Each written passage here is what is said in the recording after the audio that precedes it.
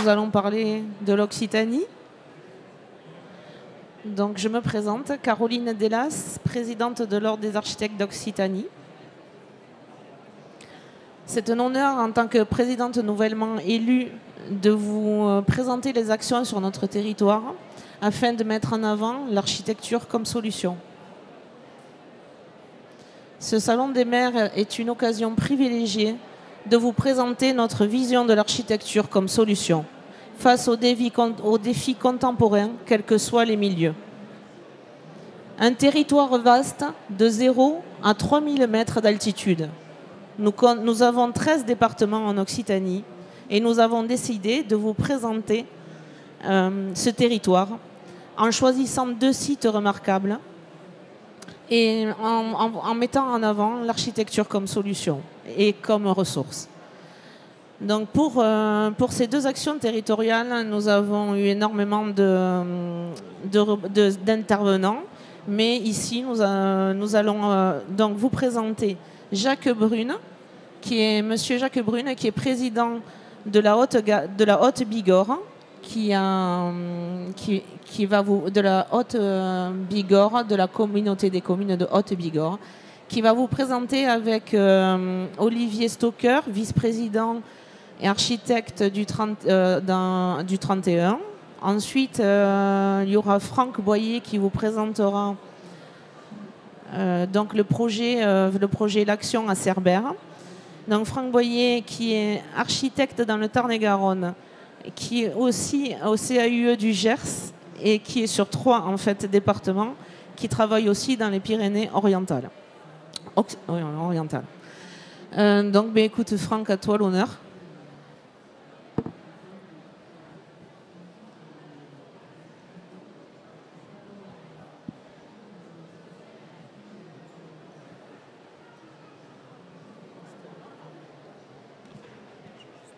Ah ouais. Oui, donc juste pour commencer cette présentation en fait, de l'action territoriale à Cerbère, qui a été construite sur le thème de l'eau. On a aussi construit une autre action au Pic du Midi. Il y a un fort lien entre ces 2 actions, et on le verra dans le déroulé tout à l'heure, mais on part des sommets enneigés jusqu'à la côte de la Méditerranée. Quelques petites photos souvenirs de ces actions. Voilà. Donc à Cerbère, on s'est référé directement à cette question de l'eau et en pensant à Bachelard, puisqu'on a parlé de l'eau comme songe d'architecture. Dans les PO, ce n'est pas tout à fait le cas parce qu'en fait, la question de la ressource en eau, c'est une question extrêmement problématique. On a de fortes tensions. L'aménagement du territoire est contraint puisque le préfet a demandé aux aménageurs de revoir les scots, donc des vrais sujets d'eau et avec une tension de sécheresse remarquable. Donc sur cette base-là, on a décidé d'organiser cet événement pour parler de la ressource en eau dans un lieu emblématique, puisque c'était aussi pour les journées du patrimoine, je pense les journées européennes du patrimoine. Donc on a organisé ces journées dans un bâtiment qui valait le coup aussi d'être visité, qui est le bâtiment du Belvédère, qui est le rayon vert. Et là encore, c'était un lien avec l'autre AT au Pic du Midi, puisque le rayon vert est le premier rayon du lever du soleil. Et ce qui montre aussi notre volonté de toujours lier ces questions d'architecture, parce qu'on parle beaucoup de climat, de ressources, à cette dimension poétique et à ce rapport aux éléments, quoi. Tout ça pour montrer aussi le rapport à l'eau. Cet AT de Cerbère était aussi tourné vers le monde méditerranéen, où on a de fortes relations en Occitanie par rapport aux questions climatiques, aux enjeux d'adaptabilité ou d'acclimatation, comme le diront d'autres. Ça, c'était un moment extraordinaire qu'on vous partage, puisque la Lune s'est levée alors qu'on finissait les événements, et c'est aussi pour montrer comment ce bâtiment tout en béton face à la Méditerranée était aussi une machine à fabriquer de la poésie, quoi. Dans ces AT, donc là on peut voir une sélection de photos ici. Également, c'est la photo du bas qui est assez importante pour nous. Pourquoi? Parce qu'elle participe du coup de ces éléments que développe l'ordre et qu'on voit écrit sur les panneaux de présentation, sur la question, le lien entre l'abri et l'habité, c'est-à-dire tout ce qui fait le passage entre cette question où on doit trouver du sens et essayer de ne pas s'abriter, mais d'essayer d'habiter, et aussi sur la volonté de changer nos pratiques face aux enjeux climatiques ou plus largement de crise écologique. On voit que pour construire ces journées, on a dit que la première chose, c'est de savoir, comprendre pour pouvoir agir, et aussi articuler tout ce savoir avec la commande. Donc là, on voit les acteurs des tables rondes. On a une personne qui vient de la Maison de l'eau DPO qui nous a expliqué les enjeux climatiques. Christian Piel d'Urban Water, que vous connaissez peut-être, qui travaille sur une volonté de rendre la ville poreuse et d'infiltrer les eaux. Il y a Thomas Charlet aussi également, qui est un hydrogéologue local, qui pose clairement la question du rapport des aménagements dans les PO face à la crise de l'eau, et en tout cas aussi qui relativise cette crise de l'eau par rapport aux ressources souterraines. Également un élu, M. Jorda, qui a posé la question de la commande de la REUT et justement de son attention et de la demande forte des élus d'avoir une attention et peut-être un ménagement face à l'eau et de prendre vraiment soin de cette ressource. Et également un autre acteur qui est Florian Faucheux du CAUE 66 qui travaille beaucoup en conseil sur ces thématiques-là. Bon, maintenant, je vous ai présenté essentiellement l'essentiel de ce président. L'enjeu, c'était de connaître, en fait, de passer par le savoir pour aller avec un changement d'échelle, c'est-à-dire un savoir général, les questions météorologiques. On se rend compte que, quelque part, on a ce moment de médiation pour partager du savoir est assez important. Et globalement, les architectes et les élus qui ont été présents sur le moment nous ont remercié de leur montrer ces outils et aussi d'ouvrir à cette espèce de sensibilité face aux données scientifiques, mais aussi poétiques. Vous allez le voir, je vais vous faire un résumé très très synthétique de tout ce qui s'est dit.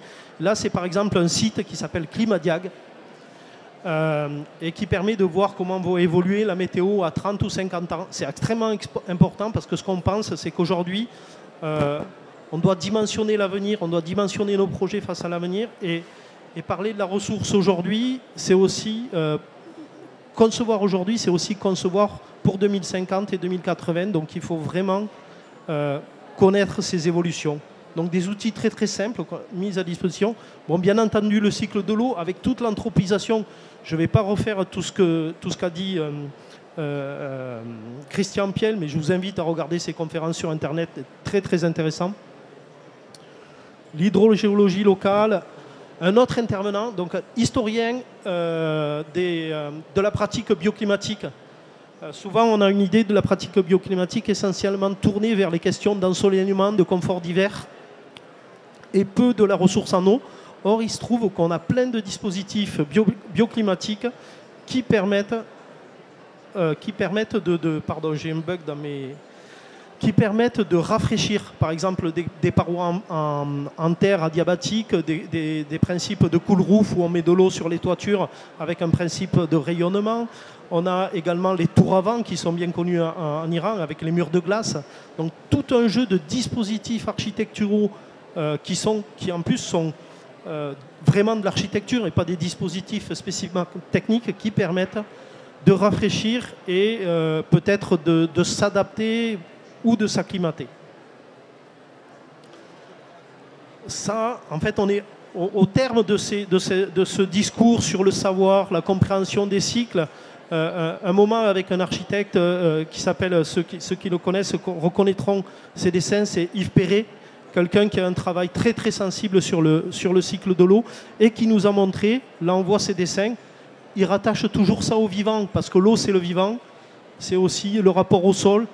Un dessin très très simple, cet architecte fait la synthèse de ce cycle de l'eau et de comment se le réapproprier dans ses travaux. Voilà. Toujours le vivant, la végétalisation, l'usage du végétal qui va permettre de rafraîchir, mais aussi une forte dimension poétique dans ces projets.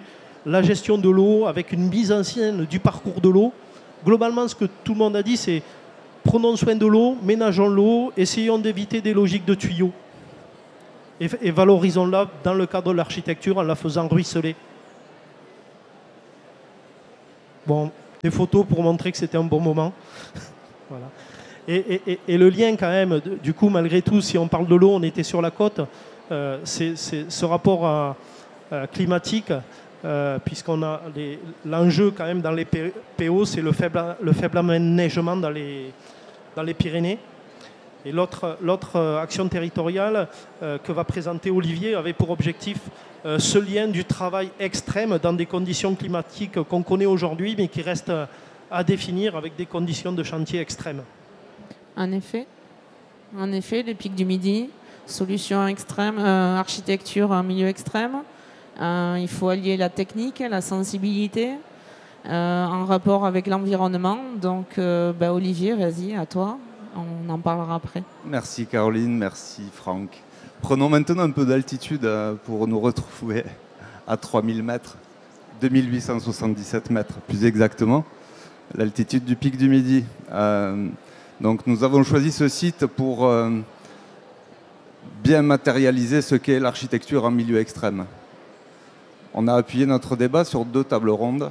La première table ronde était l'extension de l'hébergement des chercheurs et des étudiants, menée par une équipe d'architectes de Toulouse qui est l'agence Triptyque.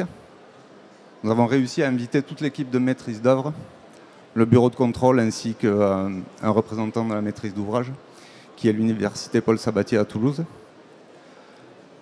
L'objet de cette première table ronde était effectivement de montrer ce qui était là ou plutôt les difficultés et les enjeux majeurs à construire sur un site, sur un éperon de quelques centaines de mètres carrés, où il fallait, comme on le voit sur ces quelques photos, appréhender le site avec toutes les difficultés rencontrées à acheminer des hommes, des compagnons, acheminer des matériaux par téléphérique, par héliportage, travailler sur une période assez courte dans l'année, puisque les conditions hivernales ne leur permettaient pas de construire dans ces périodes enneigées. Et les difficultés aussi qui sont dues à tous les risques majeurs. Donc, d'où le terme d'architecture en milieu extrême. Risques majeurs multiples, puisque à cette altitude, on rencontre des séismes, une dilution du permafrost qui fait que le sol ne tient plus à certains endroits. Le bureau de contrôle nous a conté d'ailleurs une anecdote où un péliste s'est retrouvé avec tout un pan alors qu'il travaillait la montagne, tout un pan de roche qui s'est dérobé quasiment sous ses chenilles du tractopelle et il a été très choqué par cet événement-là. On a bien compris que tous les compagnons, tous les acteurs de ce chantier étaient vraiment mis à rude épreuve et on a senti une grande solidarité entre eux, comme une équipe qui se bat contre un adversaire qui était la montagne, la météo, les risques de vent, la neige, etc. Donc ce projet, alors on n'a pas forcément d'image à vous montrer du projet, mais c'était un projet, vous irez le voir sur le site de l'agence Triptyque. Un projet qui a coûté cher, puisque pour 600 mètres carrés construits, il y a eu 7 millions d'euros qui ont été dépensés. Donc de l'héliportage, comme je vous l'ai dit tout à l'heure, ça coûte cher. Acheminer le matériau là-haut, ça coûte cher. Et puis il fait beau en bas dans la vallée, et il y a de la neige en haut ou du vent. Donc les conditions sont vraiment très très rudes. Je vais passer maintenant à la deuxième table ronde. Donc l'après-midi, c'est ponctué. Bon, bien sûr, il y a eu une petite pause gourmande entre deux afin de satisfaire les papilles de tout le monde.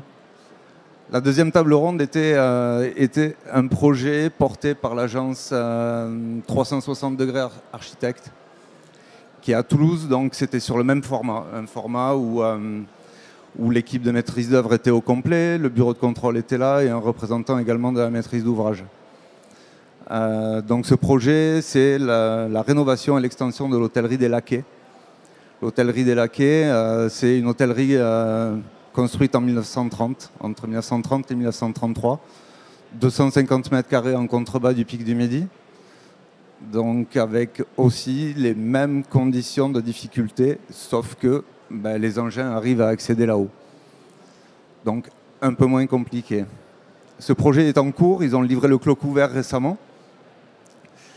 Et ils nous ont conté comment ils se sont adaptés à la pente, comment ils ont voulu ouvrir le bâtiment au panorama en faisant une inflexion de ce bâtiment pour ouvrir la vue sur la vallée de la Mongie. Ça sera une hôtellerie 4 étoiles avec des prestations intéressantes. Les architectes ont voulu faire une architecture en continuité et non en rupture, en utilisant des matériaux locaux, de la pierre de Parment, du bois et une toiture en zinc. Voilà pour ce projet-là. Donc, pour vous faire un petit résumé de cette journée, c'était vraiment un moment plein de partage où les architectes nous ont fait comprendre avec les élus dont nous avons la chance d'accueillir M. Jacques Brune, qui est président de la communauté des communes de la Haute-Bigorre, donc, qui est un partenaire majeur pour le développement de ces projets, à qui je vais un petit peu passer la parole pour qu'il nous explique ses rapports avec les architectes et surtout l'importance en fait, de partager entre tous ces acteurs pour développer des projets aussi sensibles et aussi téméraires. Bien, merci Olivier, bonjour à tous. Oui, c'est avec plaisir que j'ai accepté votre invitation parce que je n'ai pas pu forcément travailler avec vous le jour où vous êtes venu au Pic du Midi, mais j'avais eu les conclusions de vos travaux. En tous les cas, je salue l'initiative parce que je pense qu'elle était pertinente au regard de ce que vous avez voulu montrer. Alors, pour faire simple et pour parler du Pic du Midi, alors j'aurais bien aimé vous envoyer de l'eau sur Cerbère, mais l'eau du Pic du Midi, elle s'en va vers l'Atlantique. Je suis désolé. Pour autant, et toute plaisanterie mise à part, on est sur un projet. Alors, je suis ici au titre de la communauté de communes, mais j'ai présidé pendant 5 ans le syndicat mixte qui a pris en charge dès 1996 le devenir du Pic du Midi, puisque vous savez que c'était un site qui, en 1994, a été abandonné par l'INSU, l'Institut national supérieur et universitaire, et qui avait donc vocation à devenir ruine et rouille. Et il se trouve que par la volonté des élus locaux, en fait, c'est un patrimoine qu'on a sauvé. Alors je dis c'est un patrimoine parce qu'effectivement, le Pic du Midi, je ne sais pas s'il y avait des architectes à l'époque, mais il y a plus de 150 ans de construction dessus. Et notre grand chantier aujourd'hui, c'est son inscription au titre de l'UNESCO, puisqu'en fait, au titre du patrimoine culturel et historique, on souhaite rentrer dans cette... Alors, on est déjà sur la liste indicative, et le gros dossier que nous menons pour 2027, c'est de pouvoir être inscrit effectivement sur un site majeur comme celui du Pic du Midi. Alors, j'ai été témoin, puisque je suis depuis le départ dans le syndicat mixte, de 5 concours d'architectes sur les grosses opérations qui ont été menées, et non des moindres. Alors, tu en as rappelé 2, les plus récentes, mais il y en avait eu bien d'autres avant, puisque dès 1998, il a fallu qu'on pense que si on voulait sauver le Pic du Midi, en tous les cas, il fallait pouvoir allier la recherche, qui allait partir, et forcément l'ouverture touristique. C'est à ce moment-là, et non sans mal d'ailleurs auprès de la communauté scientifique, qu'on a réussi le pari, j'ai envie de dire, de faire de cet ensemble, alors un ensemble qui a aujourd'hui une réalité scientifique, puisque dans le dossier UNESCO, il ne vous aura pas échappé qu'il faut vraiment relever l'histoire du plus vieil observatoire de montagne du monde. Donc c'est à partir de là qu'on s'est inscrit dans cette démarche, et que derrière tout ça, donc, il y a eu une construction à faire de façon à pouvoir allier science et tourisme. Et le dernier exemple qu'a cité Olivier, à savoir l'hôtellerie 4 étoiles, c'est parce que justement, on est un peu victime d'un succès qui fait que sur le site, aujourd'hui, nous avons 15 chambres qui sont louées. Alors, on ne cherchait pas à les louer parce que jusqu'à fin 2025, elles sont louées. Donc, il y a une vraie demande et une vraie offre sur la partie hôtellerie. Alors, on n'est pas dans le surtourisme au Pic du Midi, je vous rassure, parce que le surtourisme, il est calibré tout simplement par la capacité d'accès. Donc, beaucoup d'endroits se plaignent aujourd'hui de surfréquentation. En tous les cas, nous, on le mesure au regard du fait que nous sommes sur un site extrêmement contraint, qui fait que nous ne pouvons accueillir en simultané que 500 personnes sur le site, ce qui limite en définitive tout simplement la fréquentation. Alors c'est une chance pour nous parce que ça serait sûrement une autre difficulté à gérer que que d'avoir à gérer de la surfréquentation. Donc celle-là, elle est réglée. Pour autant, on a plein de niches à exploiter, en particulier celle que tu as évoquée sur l'hôtellerie de luxe. Et on se positionne sur une faible capacité, mais nécessaire malgré tout pour stabiliser un modèle économique, parce qu'il ne vous aura pas échappé que de faire fonctionner un site comme ça, touristique, dans ces altitudes, quand vous savez que, par exemple, dans une année, on peut avoir un tiers des journées de l'année où on est fermé à cause de la météo. Alors, souvent le vent, hein, on ne va rien se cacher, mais pas que le vent. Donc, ce qui veut dire que l'équilibre économique d'un outil comme celui-là fait qu'aujourd'hui, malgré tout, c'est quand même le visiteur qui paye l'exploitation du site. Alors, pendant très longtemps, c'est finalement les collectivités publiques qui ont assuré l'équilibre financier de cette structure, puisque dans les pires des années, on y a mis jusqu'à 2 millions d'euros de fonctionnement par an. Bon, il y avait certes les amortissements initiaux à couvrir, mais il y avait surtout également, forcément, un déficit d'exploitation au regard du fait que nous n'avions pas le modèle économique. Ce qui nous a amené d'ailleurs à un deuxième projet, puisque la deuxième équipe d'architectes que nous avons retenue, ce sont des équipes d'ailleurs qui avaient travaillé sur la vallée de Chamonix et sur le site d'ailleurs de l'Aiguille du Midi, et qui nous ont permis de reconfigurer tout l'espace muséographique qui sûrement avait besoin d'être refait puisqu'il avait déjà une quinzaine d'années, mais qui nous a permis surtout de passer à une autre dimension de fréquentation du site. En fait, on avait pensé au départ positionner ce site comme étant un site d'observation scientifique à vulgariser, et en fait, c'est pas du tout ça. En fait, les gens montent au Pic du Midi pour le paysage, point barre. Et donc, d'où l'importance de la météo, malgré tout, parce que forcément, le jour où il y a de la brume, on a beaucoup moins de monde. Donc, un équilibre, pour en revenir à l'équilibre économique, est extrêmement compliqué. Et ce que je voudrais retenir, en définitive, de la journée qu'ont passé vos collègues sur site, c'est que l'ambition de chacun des concours d'architectes que nous avons passés a démontré qu'aujourd'hui, la construction de jeux projets ne nous a pas écartés d'une démarche fondamentale que réclame l'UNESCO, qui est celle de dire retracer l'histoire de la construction du Pic du Midi. Et quand vous savez que donc dans les 20 dernières années, il y a eu 5 concours d'architectes là-dessus, ça veut dire que forcément la qualité de ce que vous avez fait, de ce qu'ont fait vos collègues sur site, est à prendre en considération. Je rappelle quand même, que vous n'oubliez pas, c'est que le syndicat mixte a investi sur le site depuis les années 2000 60 millions d'euros. Donc vous voyez la nature de l'investissement que représente aujourd'hui la sauvegarde d'un site comme celui-là et le modèle économique qui est à construire derrière pour en trouver le juste équilibre. Voilà, en tous les cas, moi je voulais témoigner du fait que vous avez, et tant mieux pour vous, de vraies ambitions quand on vous donne des sites comme ça. Alors Olivier a évoqué bien sûr toutes les difficultés à travailler à 8 mètres d'altitude, ne serait-ce que sur le projet, mais pas que sur le projet, parce que l'exécution, le chantier dont il a parlé pour ce qui concerne le logement des universitaires de 7 millions d'euros, c'est 1100 en rotation d'hélicoptères. Voilà. Donc pour faire simple, vous voyez les difficultés sans compter les autres acheminements. Donc cette difficulté-là, vous avez su, et vos collègues, les maîtriser. Et en tous les cas, nous, heureusement, qu'on a eu à chaque fois la possibilité de tomber sur des équipes qui sont parfaitement appropriées le projet. J'ai été trop long sûrement. Pas du tout, Caroline, pas du tout. mais vous pouvez m'arrêter parce que je suis intarissable sur le Pic du Midi, vous l'aurez compris, puisque pendant plus de 25 ans, on a porté cette histoire avec beaucoup d'élus et beaucoup qui sont aujourd'hui disparus, hélas, parce que forcément, quand vous traversez une histoire de 25 ans, vous laissez des gens sur le bord de la route, et on est toujours là, quelques-uns, donc à pouvoir en témoigner. En tous les cas, merci de m'avoir invité, toute l'équipe de Conseil de l'Ordre d'Occitanie. Je peux répondre à des questions? On va continuer. Attends. Après, peut-être il y a un débat. Après, on va juste présenter. On va juste présenter la suite. En fait, l'idée, c'est aussi que ce site, c'est un lieu de recherche, quand même. Tu en as parlé tout à l'heure, c'est géré par l'université Paul Sabatier de Toulouse. Donc nous allons, en fait, il y a un événement qui va arriver aussi le 5 décembre, qui est en lien et qui suit nos deux présentations.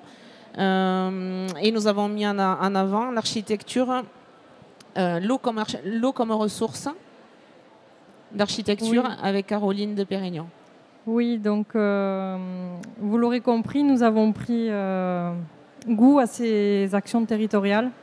Journée absolument délicieuse en termes d'échanges, de partage, de rencontres entre professionnels, architectes, maîtres d'ouvrage, experts. Nous pensons que ces journées nourrissent vraiment la réflexion de chacun.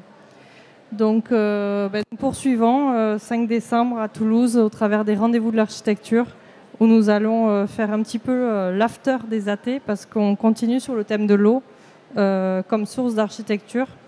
Et nous avons l'immense joie d'accueillir la médaille d'or d'Académie d'architecture, Salim Anaji, architecte et anthropologue qui travaille depuis très longtemps au Maroc notamment, entre autres, sur ces questions d'équilibre entre l'eau et l'architecture, la ville et la campagne.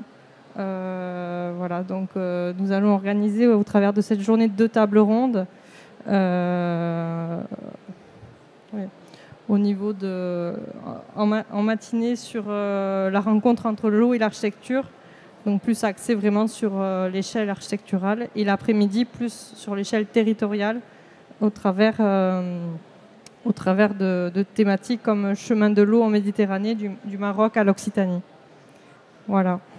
Je te repasse la parole, Caroline. Merci, Caroline, parce qu'on aime bien être des Carolines. Donc, Franck, on va peut-être démarrer un débat. Donc, Franck, tu avais des questions au niveau du pic du Midi à poser à Jacques. Du coup, j'avais une question, c'est peut-être de rappeler pourquoi on a construit à cet endroit-là, quoi. Alors, l'histoire, elle démarre avec les botanistes, en fait, qui, sur un pic assez emblématique de ce que représentait la biodiversité au XVIIIe siècle, et surtout de la recherche en fait qu'en faisaient les gens locaux. C'est les premiers qui ont investi en fait ce territoire-là. Et l'avantage du pic du Midi, vous l'aurez compris, et c'est pour ça d'ailleurs que dans un deuxième temps, il est devenu observatoire scientifique, c'est quand d'abord il est très en avant sur la chaîne, ce qui nous permet de voir effectivement l'ensemble de la chaîne des Pyrénées. Et puis il est surtout en définitive aujourd'hui utilisé comme étant, j'ai envie de dire, le premier lieu où on intercepte tout ce qui vient de l'océan. Et donc il y a des mesures astrophysiques, atmosphériques qui sont mesurées aujourd'hui et qui étaient un peu, d'ailleurs les prémices des premiers qui étaient venus là, puisqu'en fait les premiers c'était les botanistes et les météorologistes qui en fait, par une lecture du ciel, se contentaient de voir si la perturbation arrivait de l'océan et ils en déclinaient la météo de la semaine. Mais c'était un peu ça au départ. Et puis bien sûr après derrière ça a été l'observation du soleil.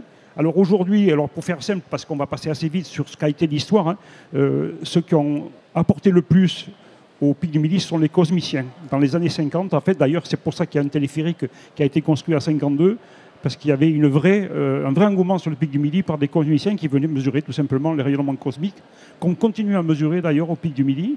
Et c'est à partir de ce moment-là que s'est ouvert ce que c'est ouverte en particulier la recherche scientifique sur des choses qui sont extrêmement spécialisées aujourd'hui, qui ne se font nulle part ailleurs, qui sont en gros tout ce qui concerne le rayonnement magnétique des étoiles. Et c'est à partir de ces mesures qu'on arrive à faire effectivement des travaux scientifiques qui font qu'aujourd'hui, et vous l'avez évoqué, si on a un projet d'hébergement pour des scientifiques au pic du Midi, c'est que l'Europe entière nous envoie en particulier des doctorants, surtout les pays de l'Est d'ailleurs, pour venir faire des études sur effectivement le rayonnement cosmique au pic du Midi. Donc tout ça pour dire que l'histoire, elle s'est construite pendant 130 ans, mais toujours dans un esprit de recherche sur un endroit caractéristique de la chaîne des Pyrénées, puisque très en avant et suffisamment haut pour s'affranchir bien évidemment de ce qui concerne la pollution lumineuse, sur laquelle là aussi nous avons un gros projet, puisque nous en avons fait une réserve internationale de ciel étoilé. Nous nous sommes inspirés de nos amis canadiens qui, au Mont Mégantic, en fait, ont construit la première réserve internationale de ciel étoilé et nous avons été chercher chez eux l'expérience pour faire la deuxième, qui est effectivement poursuivie depuis par les Cévennes et d'autres lieux en France qui ont compris que la préservation du ciel étoilé était aussi une richesse pour les territoires. Merci. Peut-être il y a des questions dans le... Non ? Hein ? Franck, peut-être, sur le rayon vert ? Non, je n'étais pas sur le rayon vert. Non, j'ai été frappé en fait en visitant le site que j'avais jamais visité. En fait, alors il y a eu plusieurs campagnes de construction depuis donc la moitié du 19e siècle, une construction en pierre remarquable, puis une construction en béton au milieu du 20e siècle, et puis cette construction en bois. Maintenant au XXIe siècle. Et ce qui est remarquable, c'est quand même le soin qui est porté. Moi j'ai apprécié dans les conférences qui étaient montrées, c'est comment en fait, le fait de construire en milieu extrême, ça nous obligeait à regarder le monde de façon plus précise. En fait, le monde est plus incertain, donc on en prend plus conscience. Et je regrette que du coup à Cerbère, on ne fasse pas aussi bien pour prendre conscience du monde qui nous entoure, quoi. Je ne sais pas si c'est quelque chose qu'un maître d'ouvrage, en tout cas, remarque ou en tout cas une attention dessus. Oui, parce qu'enfin, l'usage des matériaux, tu as eu raison de rappeler que ça commençait par la pierre, parce que c'était la ressource locale, bien sûr, puisque les premiers bâtiments, ils ont été construits avec la pierre qui était sur place. Hein. Le pic du Midi, il a été rasé de 15 mètres, donc il faisait 2800 et quelques, il en fait un peu moins. Donc on a récupéré des matériaux sur place, et puis on va rien se cacher sur l'aventure des 2 bâtiments, d'ailleurs, dans lequel on a apporté du bois. Ça reste quand même parce que c'est un matériau extrêmement souple d'usage. D'ailleurs, on a pu préfabriquer des choses, et quand on sait les contingences qu'il y a, puisqu'au Pic du Midi, vous travaillez 4 mois dans l'année, donc ce qui veut dire que si vous avez un programme de bâtiment qui va durer 10 ans, ce qu'il devait durer d'ailleurs à l'époque, parce que les constructions ont mis, quand on le regarde à travers l'histoire, elles ont mis énormément de temps. Celle aujourd'hui où il faut aller beaucoup plus vite, forcément, on a eu avec la ressource bois et ce qui s'est fait autour de cette problématique des solutions quand même assez intéressantes. Et puis on va le dire avec les efforts et les progrès qui ont été faits en technologie sur la matière dont on parle. Olivier ? Ouais, moi ce qui m'a intéressé et frappé aussi, c'est quand même le partage avec ces gens, ces équipes d'élus, d'architectes, d'intervenants qui ont œuvré ensemble pour faire tout ce qui a été fait de manière stratifiée. Comme on l'a dit, c'est un site qui est en permanence évolution. Et pendant la préparation de cette architecture et territoire ou action territoriale, je me suis aperçu que dès que j'ai appelé les intervenants, ils se sont tous manifestés de manière positive à vouloir transmettre, vouloir partager la passion de construire dans cet environnement. Ils se sont considérés tous comme des chanceux, des pionniers de l'architecture en milieu extrême. Et c'est vrai que ces moments de partage ont été très très intéressants. Et à travers ce que tu nous expliques, Jacques, on sent des acteurs locaux, des élus, que ce soit des élus de communautés de communes, des porteurs de projets, un conseil départemental, un conseil régional également. Tout le monde, en fait, œuvre dans la même direction pour arriver à construire et à relever le défi de construire dans ce milieu extrême. Et c'est en ça que je tenais à remercier tous ces acteurs qui ne sont pas là aujourd'hui, mais que je salue. Bon, est-ce que je pense que c'était pratiquement le mot de la fin, sauf si on doit continuer à discuter. Mais bon, on est heureux, nous, on est assez fiers de vous avoir présenté en fait notre territoire, une partie, un petit flash sur notre territoire. On espère revenir. C'était une belle occasion, ce Salon des maires, pour montrer à quel point l'architecture et les architectes sont une solution, quel que soit le défi. On y arrive, on trouve, on est des chercheurs aussi. Et ce métier, quand même, pour les élus, je pense que c'est important aussi de mettre en avant, de participer avec les architectes pour trouver des solutions, quels que soient les projets. Surtout dans les défis qui sont à relever actuellement, dans la problématique environnementale. Et voilà, on était assez fiers de vous présenter ces 2 actions territoriales de 0 à 3000 mètres d'altitude avec nos représentants qui étaient là. Merci. Merci de nous avoir invités. Merci.